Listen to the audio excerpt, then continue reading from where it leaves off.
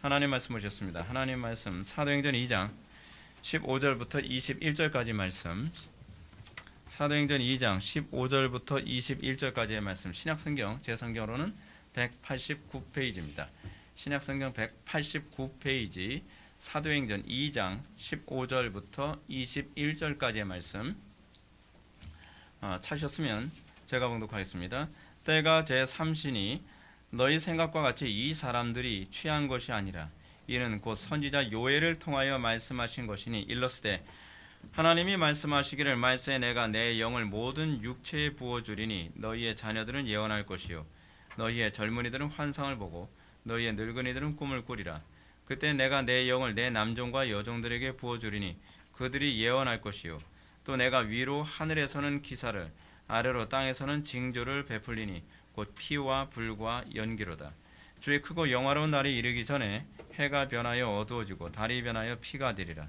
누구든지 주의 이름을 부르는 자는 구원을 받으리라 하였느니라. 아멘. 이 시간은 성령론 7번째 강의가 되었습니다. 오순절 성령 강림과 구약 예언의 성취라는 제목으로 하나님 말씀 증거하도록 하겠습니다. 오순절 성령 강림과 구약 예언의 성취. 이거 무슨 논문 제목 같아가지고서 이거 제목을 이렇게 해야 되나 뭐 그런 생각 들 때. 근데 어쩔 수 없어요. 그냥 성령론을 강의하는 거니까 무슨 얘기를 하려고 하는 건가 제목으로 다 표현해야 되잖아요. 그래서 그냥 본문 강의를 쭉 하게 되면은 좀 더 이렇게 뭐랄까 좀 감각적인 그 제목을 잡을 수 있는데 별로 감각적이진 않아요. 좀 굉장히 논문적이죠. 근데 좀 딱딱하고 어렵지만 이렇게 여러분들의 교리적 체계를 잡아놓는 것은 굉장히 유익합니다. 계속적으로 우리가 성령론에 대해서 우리가 살펴보고 있습니다. 지난 시간까지 우리는 구약에 나타난 성령에 관한 이해, 그리고 나서 그 다음에 복음서에 나타난 예수 그리스도와 성령님에 관한 이해가 어떻게 이해되어져야 되는가, 이제 우리가 그런 식으로 살펴봤습니다. 그러니까 우리가 이 성령론을 살펴보는 하나의 중요한 어떤 그 접근 방식이 있는데요. 그것이 뭐냐면 창세기서부터 시작해서 성령님을 어떤 식으로 이해해 가느냐에 관한 성령님에 대한 인식이 창세기서부터 좀 더 이제 선명하게 우리에게 인식하게 해주시거든요. 그러니까 창세기서부터 이제 신약 그리고 신약에서 이제 사도행전 이렇게 쭉 가면서 성령에 대한 이해가 어떤 식으로 좀 더 발전해 가는지를 제가 이제 여러분들에게 이 관점을 그렇게 제시하고 있습니다. 그리고 또 하나 뭐냐면 제가 이 성령론을 여러분들한테 강의를 하는 데 있어서 또 하나의 중요한 관점이 있는데요. 그것이 뭐냐면 경륜적 삼위일체라는 관점입니다. 그러니까 하나님이시라고 하는 이 분을 우리가 살펴볼 때 우리가 물론 기독론에서 그리스도만을 바라보기도 하지만 신론은 삼위일체를 다루고요. 근데 우리가 기독론을 바라볼 때도요, 우리가 거룩하신 아버지 하나님과 그리고 성령 하나님을 떼고서 살펴보는 일은 항상 뭔가 부족함이 생기게 됩니다. 그래서 제가 이제 이분이 일체의 하나님이시기 때문에 성령님 한 분을 살펴보면서도 우리가 거룩하신 성부와 성자 하나님에 대한 인식을 염두에 두고 그 일관성 안에서 삼위일체의 관점에서 경륜적 삼위일체의 관점에서 우리가 성령론을 우리가 바라보게 되죠. 그리고 또 하나 우리가 성령님에 대한 관점이 무엇이냐면 언약과 성취라는 관점입니다. 왜 이 부분이 필요하냐면 성령님의 역할 자체가 말씀하신 것을 성취하시는 영이시거든요. 그러니까 이 성령님을 단순히 현상이라는 관점으로만 해석하게 되면 여기서 이제 오류가 생깁니다. 그러니까 오순절주의자들이라든지 은사주의자들이 성령론을 잘못 해석하는 것이 뭐냐면 성령론을 자꾸 현상으로만 해석을 하는 거예요. 무슨 뭐 방언이 나타났다든지 예언을 했다든지 능력을 행했다든지 병을 고쳤다든지 자꾸 이런 현상적인 부분만 얘기하는데 그 현상이 나게 된 배경이 무엇이냐면 언약과 관련된 것이죠. 그래서 예수님께서도 말씀하시잖아요. 세례 요한의 제자들이 왔을 때에 우리가 당신이 오실 메시아입니까? 아니면 다른 메시아를 기다리오리이까? 라고 하니까 예수님께서 눈먼 자가 눈을 뜨고 병든 자가 고침받고 앉은 배가 일어나는 사건을 보여주시죠. 근데 이 보여준 사건이 뭐냐면 내가 이렇게 대단한 사람이야가 아니라 구약의 언약이 성취되고 있지 않느냐라고 하는 것을 통해서 당신의 메시아 되심에 대해서 설명하고 계신 거죠. 이 성령님도 동일한 관점입니다. 기사와 이적이 중요한 것이 아니라 그 기사와 이적을 통해서 성령님의 정체성을 어떻게 보여주고 있느냐가 중요한 겁니다. 그러니까 우리가 이런 세 개의 관점을 염두에 두고, 하나는 시간적인 계시의 점진성이죠. 계시의 점진성이라는 관점으로 성령님에 대해서 제가 순차적으로 제가 설명을 하고 있는 것이고요. 또 하나 뭐냐면 경륜적 삼위일체, 삼위일체 하나님이 어떻게 당신의 것을 계시하시고 성취하시느냐에 관한 이 문제, 그리고 또 하나 뭐냐면 언약과 성취의 관점에서 언약하신 것 또는 말씀하신 것을 성취하시는 분이시라고 하는 이 성령님의 관점, 이 세 가지의 관점을 가지고 우리가 계속적으로 이 부분을 살펴보게 됩니다. 우리가 오늘 살펴보게 될 성령론에 대한 관심은 사실은 말도 많고 탈도 많은 부분이죠. 오순절 성령 강림에 관한 부분입니다. 이 성령 세례에 대한 신학적 문제는 이 은사주의자들이나 복음주의자들이 주장하는 중생후 성령 세례와 그리고 개혁파에서 입장하는 중생이고 성령 세례다라고 하는 입장, 첨예하게 이 둘로 갈라집니다. 이 문제는 이제 다음 시간이나 다음 시간에 다루려고 합니다. 이 부분 때문에 우리가 은사를 바라보는 입장도 다르고요, 또 구원을 바라보는 입장도 다르고 교회론을 바라보는 입장도 달라지게 됩니다. 그래서 성령 세례가 중생이냐, 아니면 중생한 이후에 별도로 성령 세례를 받아야 되느냐, 이 문제에 관해서는 이제 다음 시간이나 다음 시간이, 왜냐하면 제가 고민하고 있어요. 둘 중에 어떤 걸 먼저 해야 될까? 부흥에 대해서 먼저 얘기해야 될지, 그렇지 않으면 성령과 성령 세례와 중생에 관한 문제를 먼저 다루는 것이 옳을지, 제가 이 문제를 좀 고민하고 있는데 신학적으로 좀 더 설명하기 좀 편한 차원에서 이 순서를 제가 다시 한번 생각해 보려고 합니다. 오늘 본문은 이제 성령에 대한 오순절에 성령님이 강림한 사건입니다. 이걸 우린 다른 말로 뭐라면 성령 세례 이렇게 많이 표현을 하죠. 근데 엄밀히 얘기해서 성령 세례라는 표현이 이렇게 성경에 나오진 않고 성령의 세례라는 말로 주로 이제 표현을 많이 합니다. 저는 뭐 크게 차이는 없다고 생각을 하는데 신학자들은 굳이 그 아주 의의가 있다 없다 아주 얘기를 하는 건 별로 의미가 없다고 저는 생각을 하는 입장이에요. 자, 근데 오순절날 어떤 일이 일어났습니까? 자, 오순절날 일어난 사건부터 먼저 얘기합시다. 오순절날요, 갑자기 하늘로부터 크고 강한 바람 같은 소리가 있으면서 성령님이 불의 혀처럼 눈에 보이게 각 사람에게 성령님이 임하신 사건이 있었습니다. 그러면서 이 120문도가 그 자리에서 성령을 받습니다. 그 성령이 임하자 사람들에게 어떤 현상이 나타났냐면 다 성령의 충만함을 받았고요. 첫 번째, 다 성령의 충만함을 받았고요. 그리고 성령의 말하게 하심을 따라 어떻게 해요? 방언을 하게 됐습니다. 방언을 하게 됐어요. 여기서 120문도 했던 방언이 우리가 생각하는 그 방언이 아닙니다. 여기서 얘기하는 방언은 다른 나라 언어를 얘기하는 겁니다. 그러니까 이 사람들이, 그러니까 이 방언이라는 것이 어떤 개념이냐면 이 사람들은 그냥 자기네 나라 말로 기도를 했는데 이방인들이 그 말을 자기네 나라 언어로 알아듣는 케이스예요. 그러면서 이 유대인들은 그냥 자기네 나라 언어로 얘기했는데 수많은 그 이방인들이 다 왔고 그 사람들이 들으면서 희한하다. 저 사람들이 헬라 말을 할 줄 아네. 그것도 유창하게 하네. 뭐 저 사람들이 뭐 무슨 말을 하네 하면서 각국의 다양한 언어로 알아듣게 됐다는 것입니다. 그 오늘날 한국 교회에서 흔히 발생하는 언어를 우리는 주로 이 사도행전 2장에서 나오는 방언으로 이렇게 보지 않고 오늘날 한국교회에서 흔히 나오는 방언을 우리는 사도행전 14장에서 나오는 방언이라고 그렇게 봅니다. 왜냐하면 오순절날 성령 강림 때 임한 이 방언은요 단회적으로 끝나는 사건이에요. 한 번 그때 방언하고 이걸 스탑이에요. 그렇기 때문에 이 방언을, 이 오순절날 성령 강림 때 일어난 방언을 오늘날 일어난 방언과 같은 개념으로 보는 것은 이 본질을 잘 모르는, 본문이 말하고자 하는 의도를 잘 모르는 거죠. 근데 고린도전서 14장에 나오는 방언은 지속적인 현상이었습니다. 사도 바울도 내가 방언을 더 많이 하는 것으로 하나님께 감사하노라 라고 이렇게 얘기할 정도로 방언이 지속적으로 나오는 것이었죠. 하여튼 이런 방언 현상은 천하 각국에 모인 사람들에게 매우 큰 충격을 주기에 충분했습니다. 방언에 관한 얘기는 제가 나중에 기회가 있으면 좀 더 자세하게 제가 다루도록 하겠습니다. 근데 중요한 건 뭐냐면 오순절날 성령 강림, 그러니까 제가 나중에 다룰 방언이라고 하는 것은 고린도전서 14장에 나오는 방언에 관한 얘기고요. 오늘 여기서 나오는 방언에 관한 신학적인 문제는 좀 거론을 해야만 오순절 성령 강림에 대한 이해가 좀 더 명확해지게 됩니다. 이 사도행전 2장에 나오는 이 방언 사건은요, 다른 사람들, 외국인들이 다 알아들을 수 있는 언어였죠. 근데 이 부분이 이게 많은 사람들에게 대단히 충격이 됐습니다.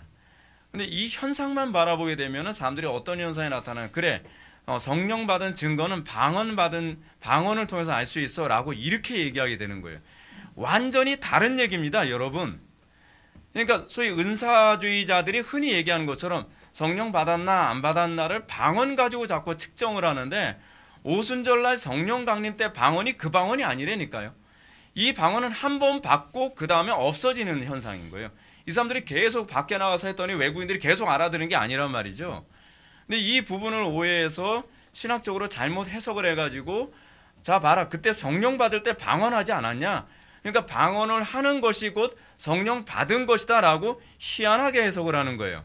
이거는 본문을 잘못 이해한 것입니다. 그러면 이 방언 현상이 의미하는 바가 뭔가, 베드로가 이 방언 현상에 관해서, 그러니까 성령 강림 사건에 대해서 이제 설명을 해줍니다. 16절 말씀 한번 보시겠습니다. 16절 말씀 다 같이 한번 읽어보실까요? 시작.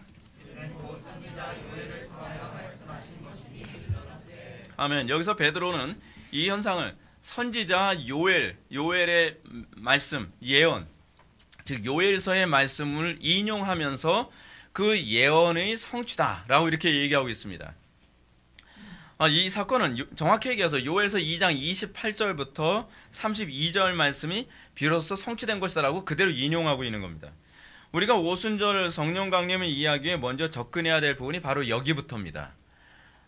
오순절 성령 강림 사건을 요엘서에서부터 출발하지 않고 다른 쪽에서 이 부분을 해석하려고 하는 것은 해석상의 문제가 생기게 되어 있습니다.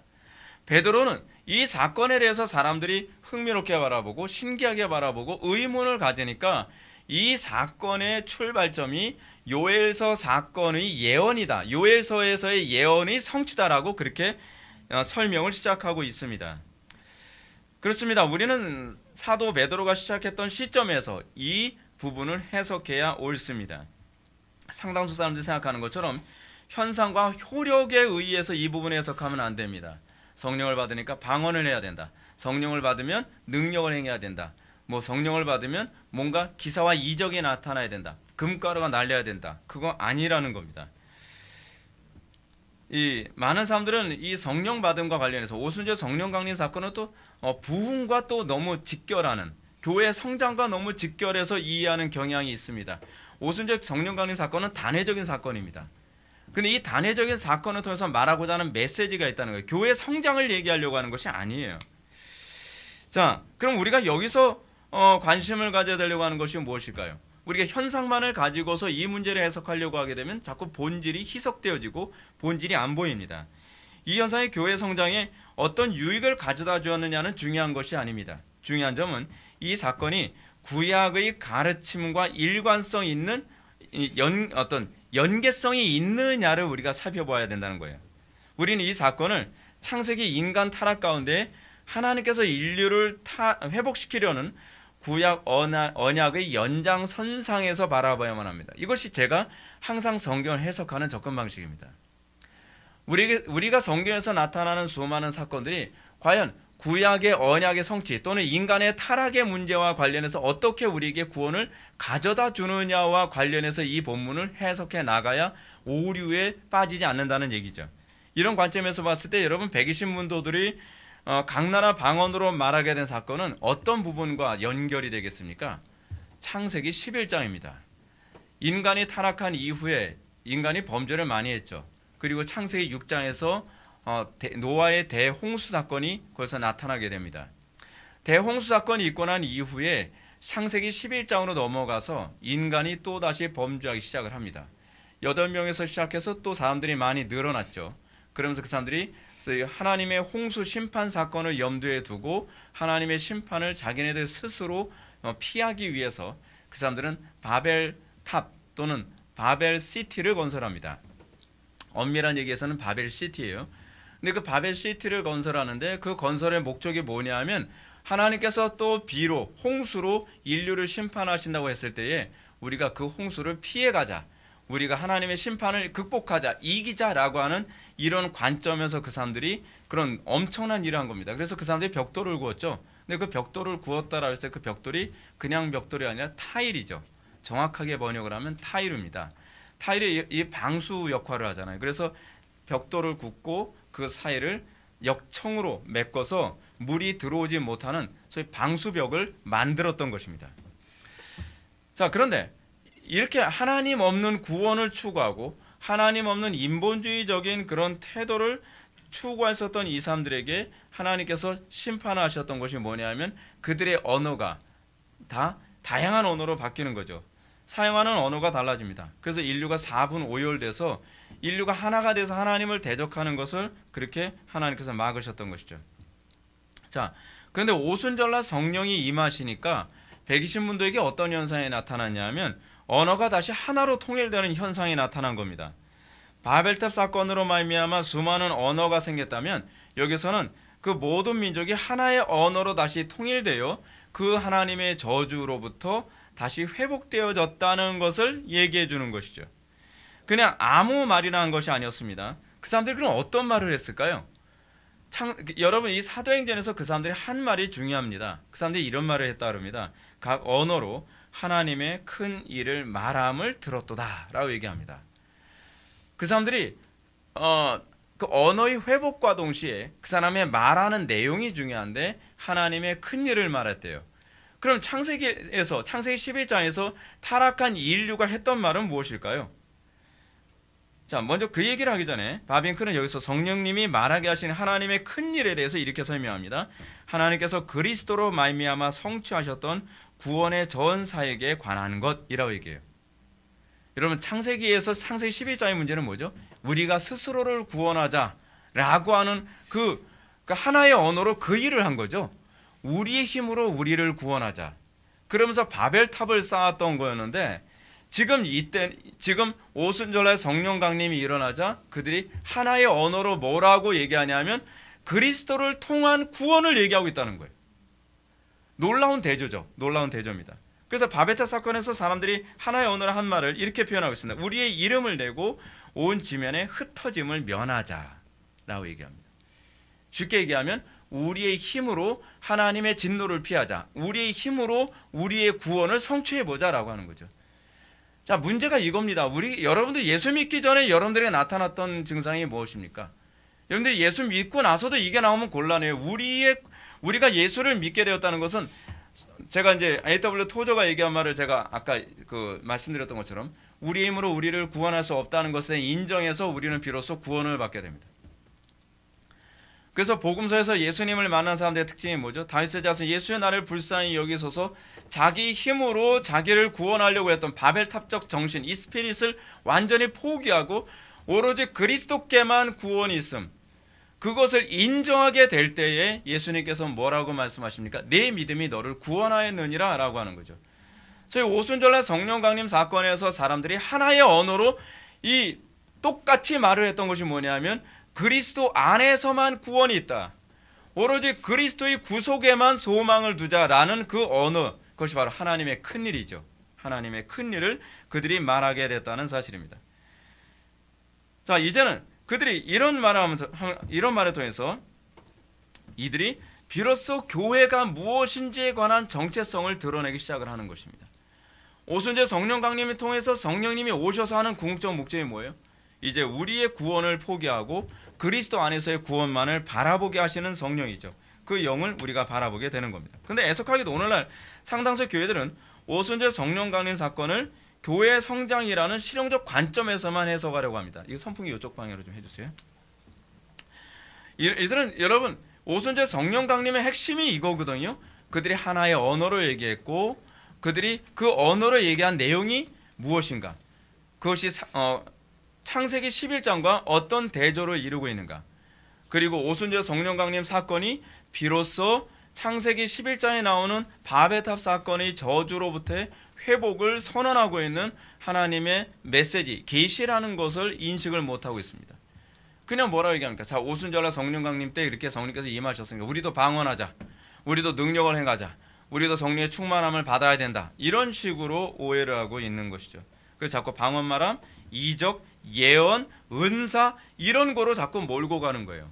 그런 사도행전 2장에서 말하고자 하는 메시지를 잘못 이해해서 그런 겁니다. 그 결과 어떻게 되죠? 초점이 잘못되니까, 해석이 잘못되니까 다른 예수, 다른 영, 그리고 다른 복음이 나오게 되는 겁니다. 그래서 성경을 정확하게 해석하는 것은 굉장히 중요한 문제입니다. 자, 그러면 이제 우리는 오순절 성령 강림 사건이 하나님의 큰 일에 온 인류가 참여하게 된 것이라고 하는 관점을 염두에 두고 베드로가 이 부분을 어떻게 접근하고 해석하고 있는가를 이제 요엘서 말씀으로 한번 살펴보도록 하겠습니다. 17절부터 19절 말씀을 한번 다 같이 읽어보시겠습니다. 시작. 하나님이 말씀하시기를 말세에 내가 내 영을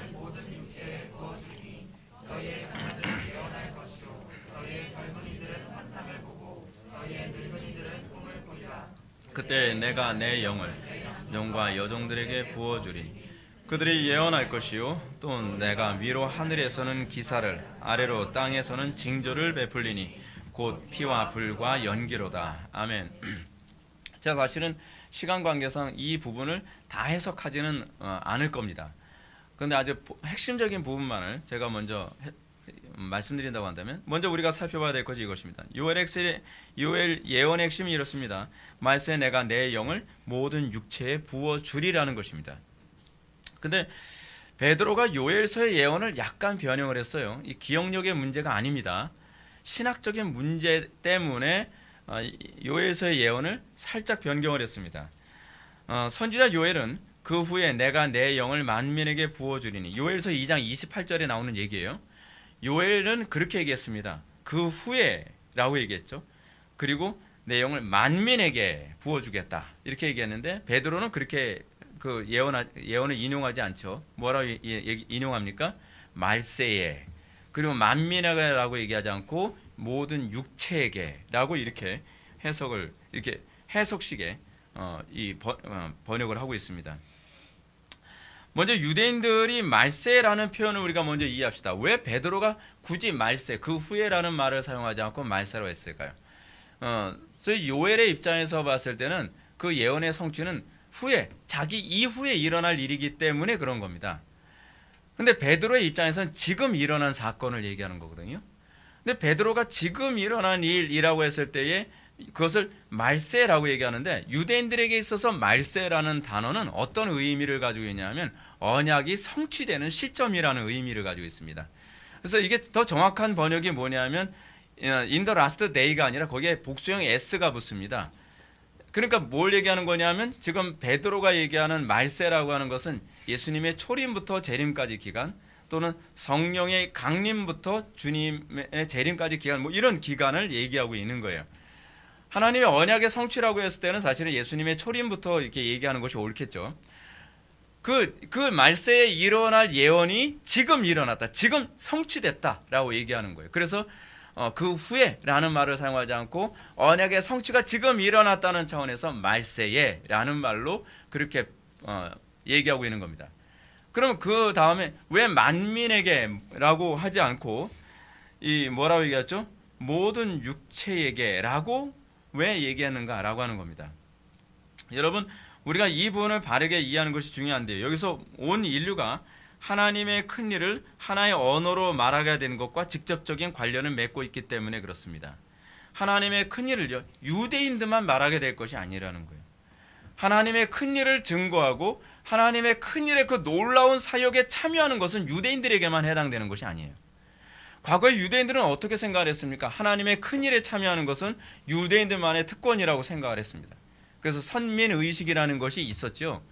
근데 지금 베드로는 뭐라고 얘기하냐면, 요엘서의 말씀을 인용하면서 자, 말세에 모든 육체에게, 왜 육체라는 말을 사용했을까요?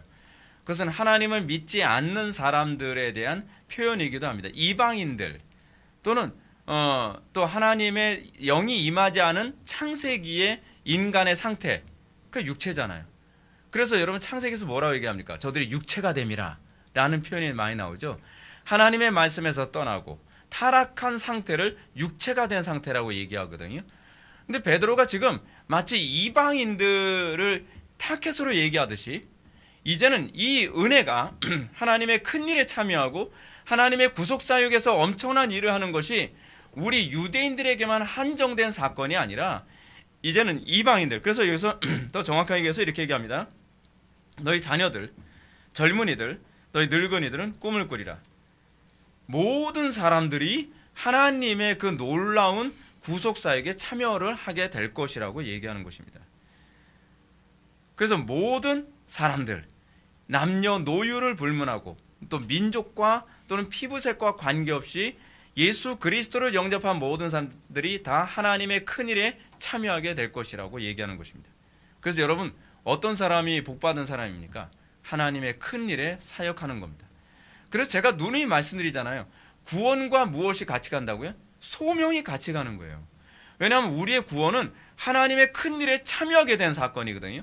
단순히 예수 믿고 천당 가는 사건 그거 아닙니다. 그거 너무 잘못 가르쳐가지고 사람들이 맨날 구원하게 되면 자꾸 그걸 떠올리는데, 이제는 구원 떠올리게 되면 내가 하나님의 큰일에 참여함, 하나님의 놀라운 구속의 경륜 안에 내가 참여하여 하나님 나라 건설에 헌신하게 됨, 그것이 사도 바울이 생각하는 구원의 개념이었거든요.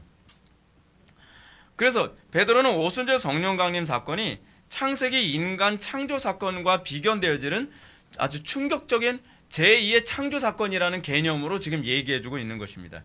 그렇기 때문에 오순절 성령 강림 사건은 신약 교회가 창조된 사건이라는 거예요. 그래서 신약 교회의 창조는요, 단순히 그냥 어떤 종교가 만들어진 사건이 아니라 새로운 인류가 창조된 사건이라고 봐야 돼요. 이건 로이드 존스의 표현이기도 합니다. 로이드 존스를 좀 더 노골적으로 얘기하죠. 마치 지구인이 아닌 또 다른 종류의 외계인이 만들어진 것 같은 그런 비슷한 관점, 뭐 이렇게까지 이해할 정도로 그리스도인과 그리스도인이 아닌 사람들의 존재 방식 자체가 달라요. 왜냐하면 새로운 피조물로 창조됐기 때문에 그렇습니다. 그런데 여기서 성령 받음이 단순히 구원받음 정도로만 이해되면 부족하죠. 구약 창세기에서 하나님이 아담을 창조하시고 그에게 생기를 불어넣은 후에 기대하셨던 것은 뭐죠? 하나님의 통치 대리자의 삶을 살아가는 거죠.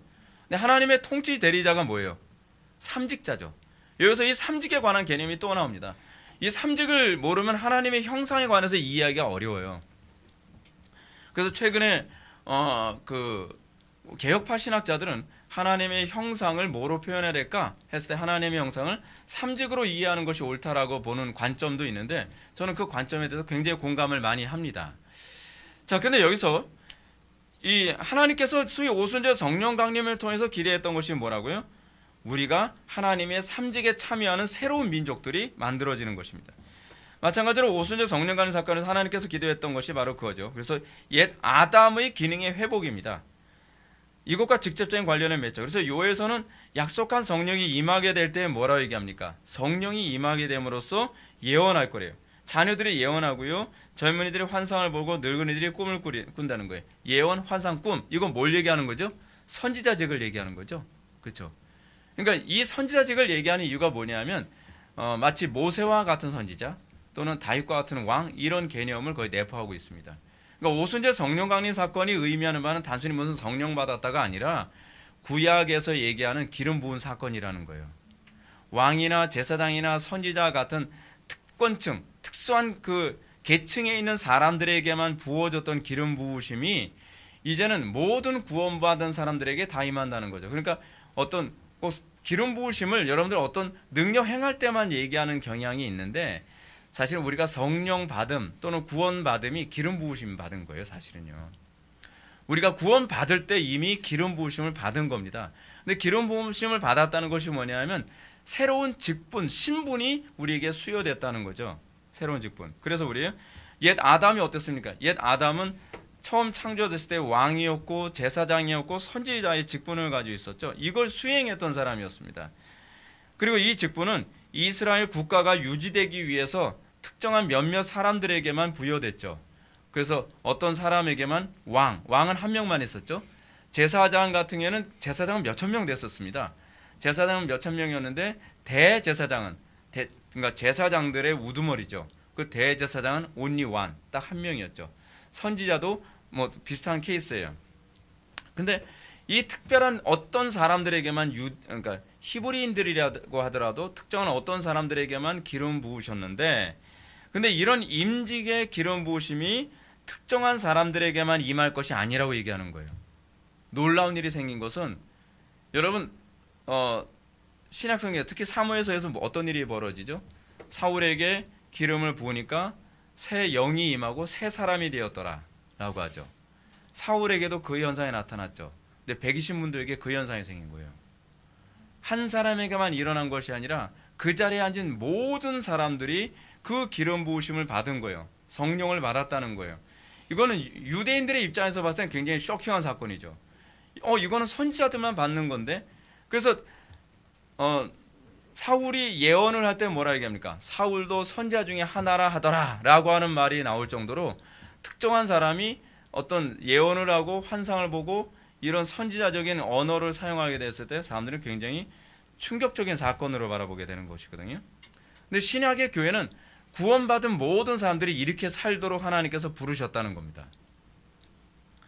이런 차원에서 우리는 리차드 개핀 교수가 신약교회를 그리스도의 사역과 분리된 독자적 사역이 아니라고 한 말을 떠올릴 필요성이 있습니다. 여러분, 교회는요 그리스도와 다르게 사는 사람들이 아닙니다. 그리스도는 하나님이시니까 그리스도는 하나님이시죠. 근데 그분은 완전한 하나님이시지만 완전한 인간이셨거든요. 우리의 삶과 그리스도의 완전한 인간으로서의 삶이 이게 다르면 안 돼요. 우리에게서 그리스도가 보이는 것이 정상이거든요. 우리에게서 그리스도의 사역의 연장선이 보여야 돼요. 근데 지금 한국교회가 타락했다라고 하는 것이 뭐냐면 그리스도의 그 연장선이 없다는 게 문제예요. 단절됐어요. 그래서 그걸 왜 그래요? 다른 영, 다른 예수, 다른 복음 때문에 그런 거예요. 정상적인 복음을 받아들였다고 한다면 그에게서 예수가 나와야죠. 예수의 영이 나와야죠. 그리스도인 닮은 삶을 살아야죠. 살게 돼야죠. 근데 그렇지 않단 말이에요. 그거 왜냐하면 다른 영을 받았기 때문에 그래요. 다른 복음을 들었기 때문에 그런 것이죠. 개핀 교수의 말처럼 그리스도의 사역은 독자적인 사역이 아니에요. 우리하고 연결된 사역이에요. 이 말은 오순절 성령 강림 사건을 통해서 신약의 교회를 이룬 목적은 그리스도의 사역을 연장선에 있게 하기 위한 것이죠. 신약의 교회는 단순히 예수 믿고 천당 가기 위해 존재하는 게 아니에요. 이건 정말 다른 복음이에요. 이것 때문에 한국교회가 많이 망가졌어요. 나 예수 믿고 천당만 가면 된다. 구원의 확신만 있으면 한국교회가 개판이 되든 소판이 되든 나는 관심 없다는 거예요. 이거 얼마나 이기적입니까? 나를 위해서 십자가에 못 박혀 돌아가시고 구원해 주신 그분을 위해서 살 의향이 없다? 구원의 확신만 있으면 되는 거지.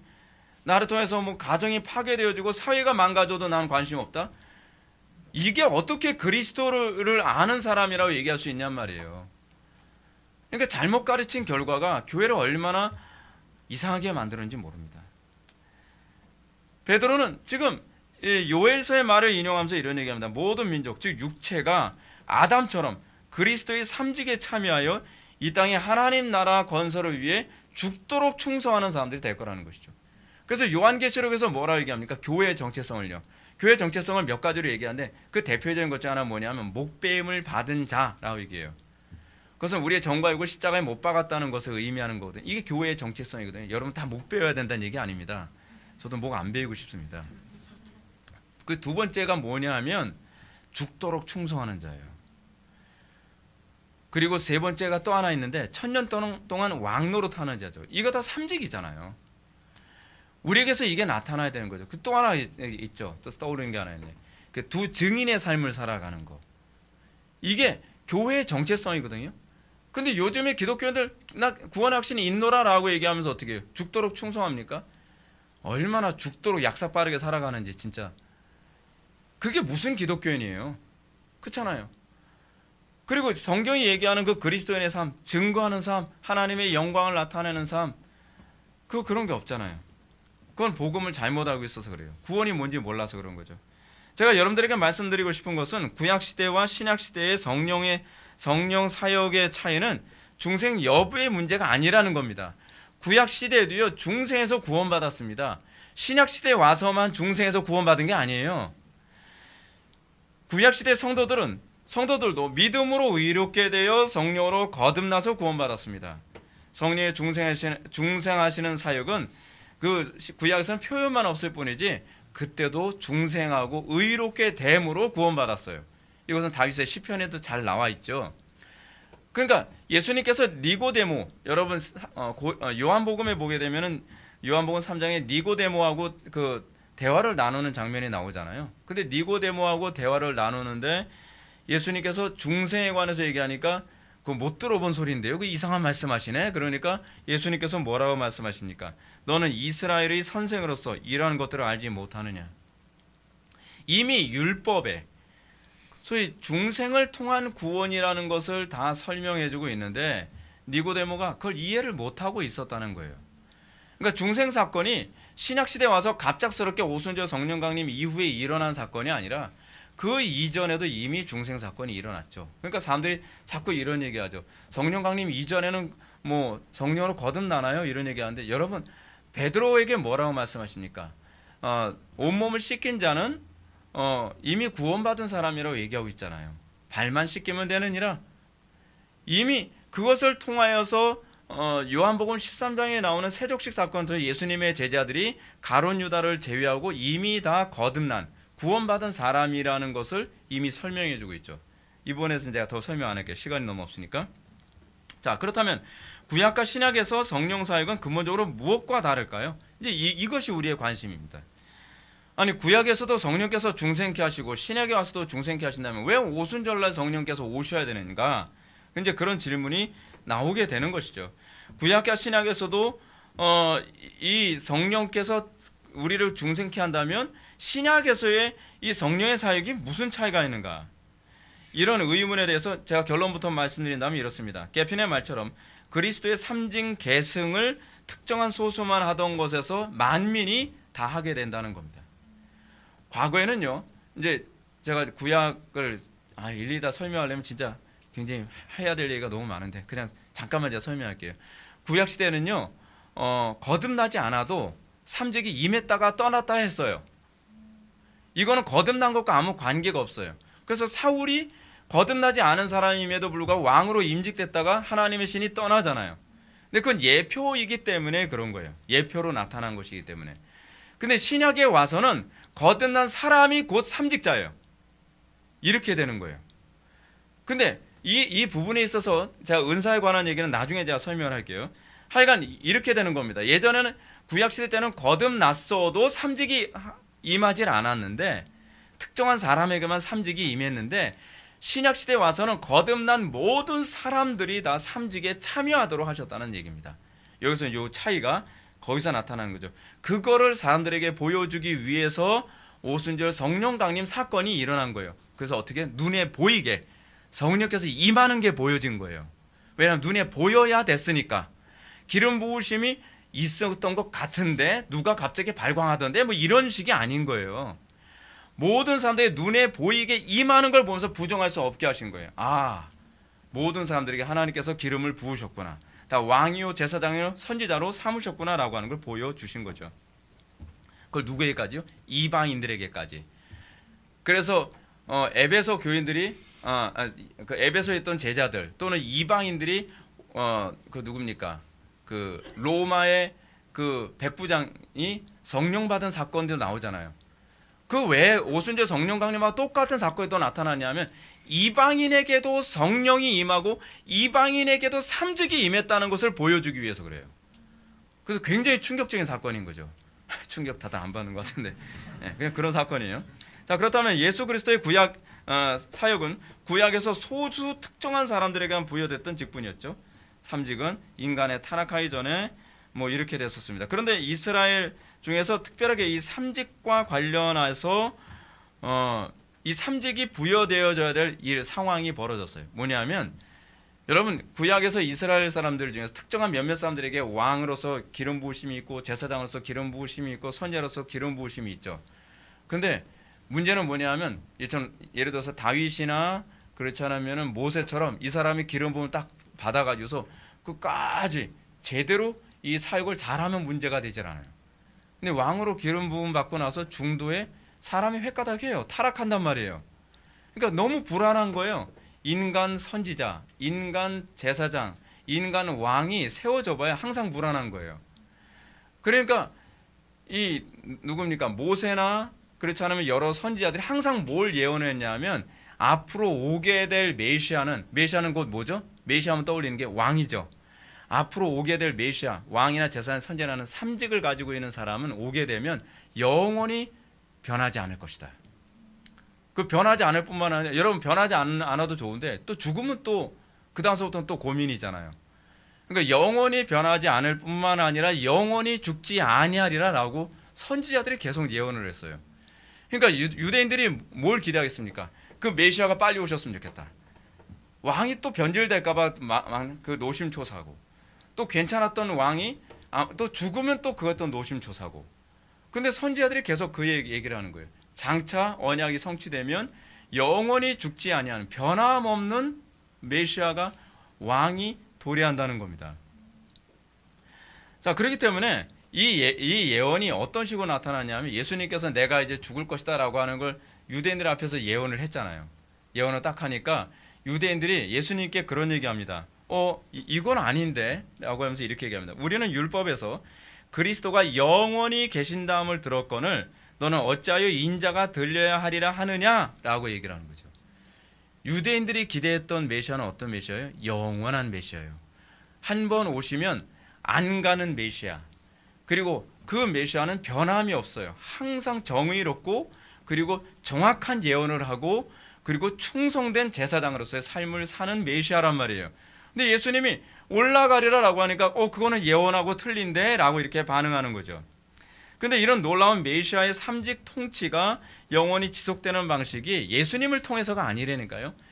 예수님의 영이 교회에 전달됨으로 말미암아 성령으로 이것이 성취되는 거죠.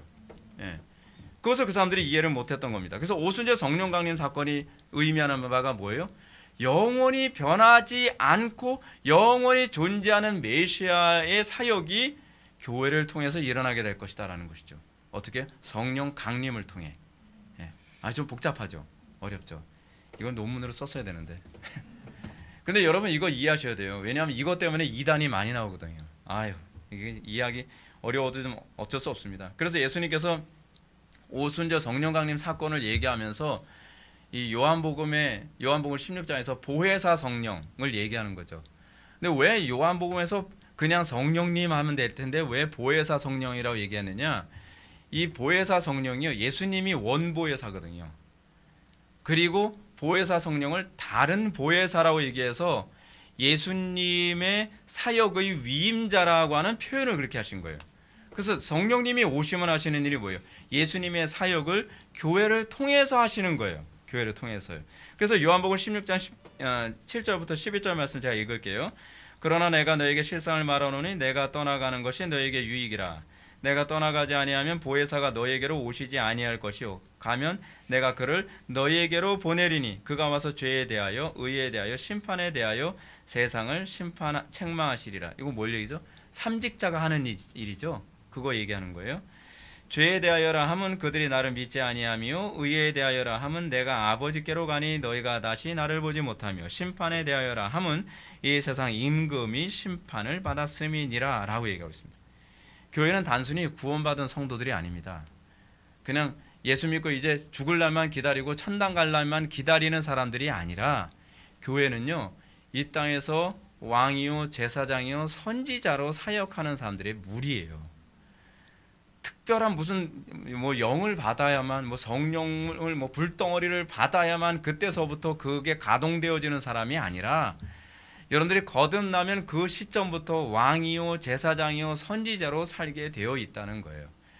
그래서 여러분들이 베드로전서를 보게 되면 너희는 왕 같은 족속이요 거룩한 나라요 그의 소유된 백성이니 하면서 그리스도인이 삼직자라고 얘기하면서 그 앞에 성령 받아야 된다. 그 말이 없는 이유가 그래서 그런 거예요. 거듭나면 다 삼직자예요. 거듭나면 기름 부으심을 받았다니까요. 그래서 거듭난 사람들이 우리가 거듭났다는 걸 그래서 이제 뭐로 알 수 있느냐? 왕이요 제사장이요 선지자로서 살아감으로 통해서 그게 나타나는 거죠.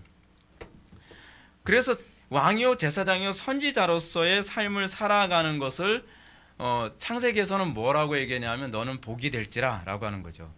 복의 근원으로 살아가는 거예요. 하나님 나라 건설의 중요한 그 도구로 쓰임 받게 되는 것입니다. 이렇게 그리스도의 삼직이 다른 육체에게 계승되어 통치하시는 방식을 표현한 것이 이제 이 얘기만 하고 끝낼게요. 어렵지만 이건 꼭 얘기해야 돼요. 민수기 11장 얘기예요. 사실 오늘 본문에 나오는 에스겔서의 예언, 에스겔서 2장 28절부터 31절의 말씀은 민수기 11장에 나오는 70인 장로들에게 성령이 임한 사건을 다시 예언한 거거든요. 자, 찾아보십시다. 어려우니까 찾아보셔야 돼요. 민수기 11장 24절부터 25절 말씀. 이건 성경 공부를 해야 되는데 어쩔 수 없어요. 오늘 요거만 넘어서면 다음 시간은 좀 쉬워질 거예요. 장담은 못하지만. 민수기 11장 24절부터 25절 말씀 한번 찾으셨나요? 제가 한번 읽겠습니다. 모세가 나가서 여호와의 말씀을 백성에게 알리고 백성의 장로 70인을 모아 장막에 둘러 세우매 여호와께서 구름 가운데 강림하사 모세에게 말씀하시고 그에게 임한 영을 70 장로에게도 임하게 하시니 영이 임하신 때에 그들이 예언을 하다가 다시는 하지 아니하였더라. 아멘. 여러분들이 이 부분에 대해서 제가 설명할 때 모세가 예수 그리스도의 예표라는 걸 먼저 염두에 두시고 설교를 들으시면 그냥 클리어하게 이해가 잘 될 겁니다. 지금 이 상황이 일어난 것이 뭐냐면 모세가 이스라엘 백성들을 이제 출애굽을 해가지고서 광야에서 이제 텐트 치고 지금 사람들 재판해주고 뭐 하고 있잖아요. 근데 이스라엘 백성들이 장정만 60만이거든요. 장정만 60만인 사람을 모세가 계속 뭐 재판해주고 뭐 해주고 뒤치다거리하기가 너무 힘든 거죠. 너무 힘들어서 모세가 하나님께 기도를 했더니 하나님께서 뭐라고 말씀하시냐면 너희 중에 70인 그러니까 장로로서 또는 지도자로서의 자격이 있어 보이는 사람 70인을 선택하라. 그래서 70인을 데려왔습니다. 70인을 장막에 둘러 세우니까 여호와께서 구름 가운데 임하사 모세에게 임했던 성령이 70인 장로들에게 그대로 임하게 됩니다.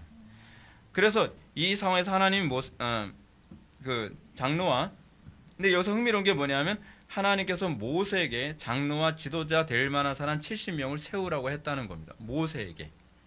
예수님께서 마치 기도를 통해서 12명의 제자를 세우셨던 것처럼 하나님의 주권이죠. 그리스도의 주권에 관해서 여기서 보여주고 있는 겁니다. 그래서 뭐라고 말씀하세요? 내게 임한 영을 그들에게도 임하게 하리니 그들이 너와 함께 백성의 짐을 담당하고 너 혼자 담당하지 아니하리라. 예수님께서 이 땅에 공생애 활동할 때는 혼자서 그 짐을 다 담당하셨죠. 근데 예수님께서 부활 승천하신 이후에는 그 짐을 누구와 같이 나눕니까? 교회에게 똑같이 모세에게 지었던 그 짐을 70인 장로들에게도 동일하게 지어줌으로써 그들이 모세의 사역을 감당하게 되는 거예요. 그래서 25절에 보면 모세에게 말씀하시고 그에게 임한 영이라고 그 영의 실체를 얘기하고 있습니다. 모세와 다른 퀄리티가 다른 영이 아니에요. 모세에게 말씀하시고 모세에게 임한 영을 70인 장로들과 지도자들에게 동일하게 부어 주셨다는 겁니다. 이 영이 그냥 승계돼요. 계승된단 말이에요. 자칫 이것 때문에 자칫 모세의 리더십에 흠집이 생길 수도 있었겠죠. 왜냐하면 모세만 독보적이어야 사람들이 모세를 따르잖아요. 근데 모세에게 임한 영이 다른 사람들에게도 70인 장로들에게도 임하는 것을 보면서 여호수아가 굉장히 긴장을 합니다. 그러면서 여호수아가 그들에게 예언하지 못하도록 금하소서라고 얘기하니까 모세가 이렇게 얘기합니다. 이게 중요한 겁니다. 이것이 예수님께서 예언했던 부분이기도 하거든요. 여호와께서 그의 영을 그의 모든 백성에게 주사 다 선지자가 되게 하시기를 원하노라. 그죠? 다 선지자가 되게 하시기를 원하노라. 그것이 언제 성취되는 거예요? 그것이 오순절날 성취되는 거예요. 근데 모든 사람들이 다 선지자가 되기를 원하노라라고 하는 이 예언을 다시 바통을 이어받아서 누가 다시 예언을 했냐면 요엘이 예언을 한 거예요. 요엘이요. 요엘이 그래서 말세, 그러니까 그 후에 모든 사람들에게 다 모세에게 임한 영과 같은 영이 임하리라라고 유태인들에게 그렇게 예언을 한 겁니다. 히브리인들에게. 그리고 이 예표가 요엘의 예언에서 다시 구체화되고 그리고 사도행전에서 성취되는 것이죠. 그렇죠? 자, 이것이 교회입니다. 좀 복잡하죠. 교회를 쉽게 생각하면 곤란합니다. 교회는 단순히 예배당에 출석하면 교회가 아닙니다. 그들이 그리스도에게 임했던 영을 받은 사람들입니다. 그래서 그리스도의 사역에 참여하고 그리스도의 사역을 승계받은 사람들, 그래서 그리스도 혼자서 하시는 일을 우리를 통해서 같이 일을 하심으로 하나님의 영광을 드러내고 하나님 나라 건설을 하는 데에 우리가 충성된, 그래서 성전의 일부가 되도록 우리를 부르셨다는 것입니다. 자, 그러나 성도가 성령으로 거듭났다고 해서 삼직이 오토매틱으로 막 나타나는 건 아닙니다. 성령 충만할 때는 이것이 선명하게 나타나고요, 성령 충만하지 않으면 잘 안 나타납니다. 그래서 우리에게 삼직이 선명하게 나타났을 때 우리가 비로소 뭐예요? 구원의 확신을 할 수 있게 되는 거고요. 이게 자꾸 디프레스돼서 이 열매가 안 나타나면 우리가 내가 구원받은 사람인가 아닌가 이거에 대해서 혼란스러워지게 되는 것입니다. 그래서 성경은 우리들에게 항상 성령에 충만해야 될 것을 가르치고 있습니다. 성령에 충만하지 못하면 죄에 빠지고요, 성도는 무능해집니다. 특별히 성령을 받아야 능력이 나타나는 것이 아니라 성령이 충만하면 성령의 주권에 의해서 능력이 나타나는 겁니다. 성령 충만하면 아무나 다 와, 내가 다 병 다 고쳐줄게, 그게 아니라 성령에 충만하면 성령께서 주권적으로 병을 고칠 사람을 병을 고쳐주시고, 그리고 때로는 하나님께서 원하시는 기사와 이적이 나타나기도 하는 거예요. 그거는 성령의 주권이지 성령 받은 사람의 주권의 문제가 아니라는 거예요. 오늘날 소위 은사주의자들의 문제가 뭐냐면, 난 은사 받았으니까 예언 아무 때나 할 수 있대요. 여러분, 선지자들이 아무 때나 예언한 사람들 아닙니다. 구약을 몰라서 그래요. 그들이 하나님께서 원하실 때만 예언했던 사람들이에요. 그리고 그 예언은요, 그리스도를 예언한 거지 개인 예언해 준 사람들이 아니었어요. 그러니까 잘 모르니까 자꾸 이상한 소리를 하는 거예요. 오늘날 은사주의자들이 자꾸 아무 때나 장풍 쏘는데, 그리고 아무 때나 막 능력 행하고 뭐 그러는데 그게 아니에요. 다 성령의 주권에 의해서 이루어지는 거예요. 그걸 구약과 연결해서 이해하지 못하니까 자꾸 성령의 주권을 무시해버리고 한 사람이 신격화되어지고 특정한 사람이 마치 하나님이 된 것처럼 행동하는 현상이 나타나는 것이죠. 자, 따라서 우리가 항상 성령 충만하려면 그럼 어떻게 해야 될까요? 자기를 부인해야죠. 항상 예언을 멸시치 말아야죠. 그리고 쉬지 말고 기도해야죠.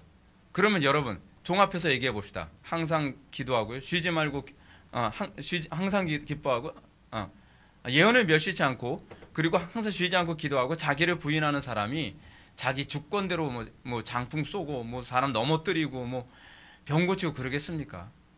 항상 하나님의 주권을 인정하겠죠. 성령의 주권을 인정하겠죠. 자기를 부인하며 살겠죠. 항상 하나님의 말씀을 존중하며 살겠죠. 이게 정상적인 그리스도인이고, 이게 정상적인 성령 충만한 그리스도인다운 삶이에요. 그에게 당연히 윤리도덕은 나올 수밖에 없는 거죠. 근데 윤리도덕도 나오지 않고 불경건한데 능력이 나타나고 예언을 한다 그러고 뭐 신비적인 기사와 이적을 행한다, 그거 다른 영입니다. 다른 영이에요. 그리고 여러분, 하나님의 주권에 의해서 능력이 나타나는 부분도요, 이 부분 한번 좀 생각해 보시죠. 삼손이 아무 때나 힘썼던 사람 아니죠. 삼손이 그 괴력에 나타났더니요, 하나님의 신이 순간적으로 임하고 그 사자의 입을 찢었다든지, 그리고 블레셋 군사들을 뭐 1000명을 당나귀 턱뼈로 때려 눕혔다든지 막 그랬던 거거든요. 하나님의 신이 임하지 않으면 다시 평범함으로 돌아가요. 근데 이 개념이 사도행전에서 동일하게 나타나요.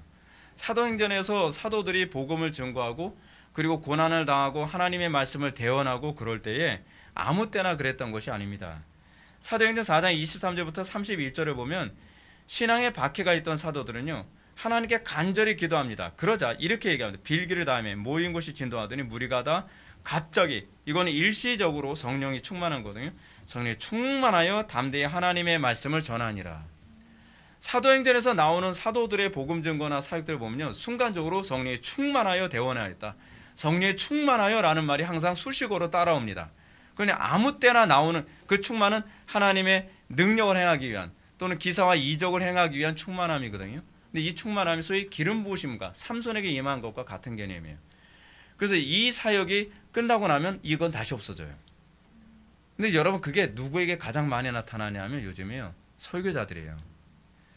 제가 이걸 많이 경험한다니까요. 강단에 설 때와 내려왔을 때가 달라지는 느낌이에요. 강단에 서게 돼서 성령께서 딱 붙잡으시고 성령의 충만함이 임하면 설교를 능력 있게 행하게 되고, 그리고 말할 바를 알게 하시고, 그리고 그 설교를 통해서 사람들을 회심케 하신단 말이에요. 근데 강단에서 내려오면 다시 딴 사람으로 돌아오는 것 같은 현상이 나타나죠. 그것이 교회사 안에서 설교자들에게 수도 없이 나타났던, 청교도들에게 수도 없이 나타났던 거거든요. 그런 거예요. 자기 주권대로 되는 것이 아니에요. 하나님의 주권이에요. 성령님의 주권이죠. 왜요? 그것이 왕직, 제사장직, 선지자직과 관련을 맺고 있기 때문에 그렇습니다. 그래서 여러분도 어떤가요? 전도할 때 여러분, 내가 뭘 생각해서 전도하는 거 별로 효력 없죠. 근데 성령께서 갑자기 말하게 하시면 알게 하시면서 전도할 때 한 사람이 나 충격받았어, 나 그 얘기 듣고 정말 다시 한번 생각해야 됐어라고 새로운 현상이 나타난단 말이에요. 그것은 성령의 주권이지 우리의 계획 가운데 일어나는 것은 아닙니다. 이제 말씀을 정리할까요? 우리가 오늘 오순절 성령 강림에 대해서 살펴보았습니다. 오순절 성령 강림 단순히 중생 문제가 아닙니다. 그 이전에도 성령님은 중생의 사역을 하셨습니다. 이건 은사의 문제도 아닙니다. 오순절 성령 강림 사건은 하나님께서 이제 하나님 나라 건설을 위해서 모든 민족에게 성령을 부어주시고 그들을 왕으로, 제사장으로, 선지자로 삼으셔서 이 땅의 소금과 빛의 역할을 유대인들만이 아니라 모든 사람들이 이 땅에서 소금과 빛의 역할을 감당할 수 있도록 하게 하셨다라는 것을 얘기하는 것입니다. 그렇기 때문에 조지 필드가 얘기하는 것처럼 우리가 회심했느냐 여부를 아는 것은 나에게서 소위 그 성화가 나타나느냐, 나에게서 그리스도의 삼직이 나타나느냐를 통해서 우리가 이제 그리스도와 연합된 존재인지를 알게 되는 것입니다. 사랑하는 성도 여러분, 우리가 거듭났다고 하는 것으로 만족하지 맙시다. 나에게서 그리스도의 삼직, 왕으로서, 제사장으로서, 선지자로서의 직분이, 그 기능이 나오는가를 좀 고민할 수 있었으면 좋겠습니다. 이것이 나오려면 항상 성령 안에서 기도하는 법을 배워야 됩니다. 예언을 멸시하고 하나님의 말씀을 걸러서 듣는 사람들에게 이런 현상 안 나타납니다. 어린아이처럼 하나님의 말씀을 받고 순전하게 순종할 줄 아는 사람들에게 이런 현상이 나타납니다. 그리고 항상 성령의 교통하신 가운데에 성도들과 같이 교통할 때에 이 충만함이 나타나고, 그리고 이런 풍성한 열매가 나타날 것을 믿으시기 바랍니다. 기도하시겠습니다. 사랑이 많으신 하나님, 우리가 오순절 성령 강림 사건에 대해서 살펴보았습니다. 우리가 성령님의 주권에 우리가 살펴보며 우리가 성령님의 주권을 인정하는 것이 얼마나 중요한지를 다시 한번 묵상하게 되었습니다. 우리의 삶 가운데에 하나님의 그 놀라운 은혜가 선명하게 드러나게 해주시고, 우리의 통하여서 만인이 복을 받고 또 이 세상이 거룩하게 정화되게 하여 주옵소서. 예수님의 거룩하신 이름으로 기도드립니다. 아멘.